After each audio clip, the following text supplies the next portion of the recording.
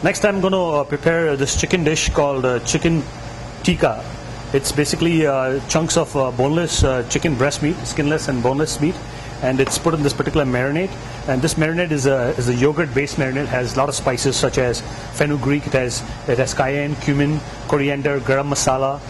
It also has, I put some beet juice in it to give it a nice reddish color, and it has lots of ginger and garlic. Here we are. I'm going to now put this murg tikka, chicken tikka, which is boneless chicken in the marinade, on the skewer.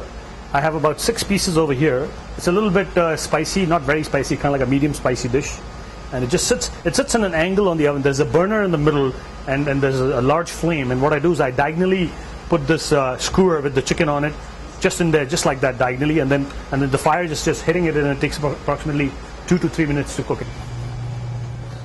How do you make your curry? Basically, this particular dish this sauce is a type of curry sauce, and the sauce is the base of the sauce is onions, tomatoes. That gives it kind of like a pasty looking, and then we add many different kinds of spices, as you can see over here. What kind of spices? I use ginger, garlic, and I use spice called cumin, spice called coriander, a spice called garam masala. This garam masala spice is basically a blend of nutmeg, clove, cardamom, cinnamon. It's a blend of 4 or 5 different kind of spices. And which region does this curry come from? This particular curry comes from North India. Actually, they say that, I was doing some research today, they say that curry was invented in India. It was discovered in India many centuries ago. This particular food was brought to us by the Mughals, who are descendants of Genghis Khan. So what I'm going to do is I've already prepared the sauce over here. It takes about approximately 2 to 3 hours to make this kind of sauce.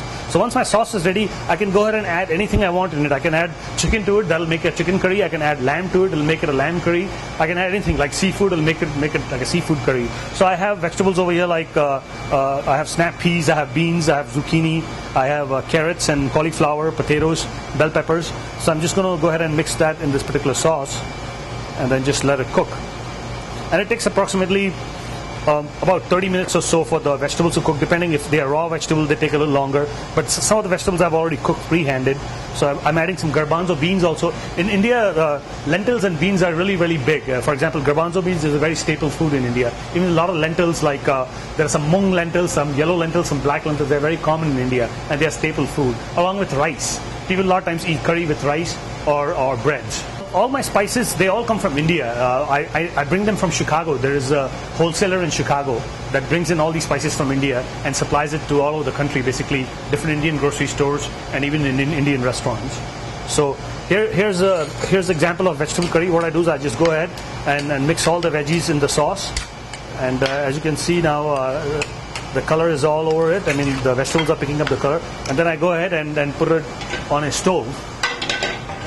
What I would do at this point is I would just basically, I love rice, so I just take some plain rice or some basmati rice, and I put this curry on top of it and I mix it in. Rice is a very staple grain in India. Almost 90% of the people in India eat rice. And also bread is very common in India too. So you would eat this with the bread also. You take a little piece of bread and dip it in the sauce and grab some vegetables and eat it. Or you can just put the whole curry on top of, on a bed of rice. Are there a lot of Indians in Lincoln who eat here? Yes, there are a lot of Indians. In fact, there is one customer right there, Indian customer, eating outside. We have a lot of Indian clientele over here, but we also have a lot of American customers who love Indian food. Over time, people have adapted, the palates have adapted to the different kinds of spices. Sometimes, a lot of my American clientele, they eat very spicy food, even spicier than I can. So, over time, they ate here so much that they've acquired the taste.